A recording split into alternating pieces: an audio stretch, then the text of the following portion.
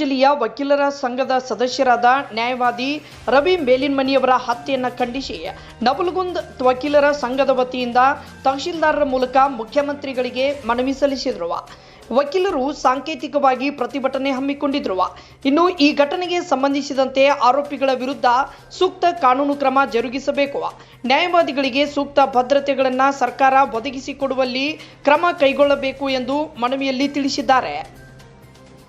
ಈ ವೇಳೆ PH Konareddy, SV ಮರಡ್ಡಿ, AS Holennavar, Rudragowda Patil, RN ಸಂಗಳರ್, SS Asooti, SN Dambal, NB Savadi, AL Jamboti, NM Patil, VS ಹೊಳೆಯಲ್ಲವರ್, KN Karjagi, AN Joshi, NS ಮಹಾರಾಜನವರು, KS ಕರಿಯಪ್ಪನವರ್ ಸೇರಿದಂತೆ ವಕೀಲರ ಸಂಘದ ಪದಾಧಿಕಾರಿಗಳು ಇದ್ದರು.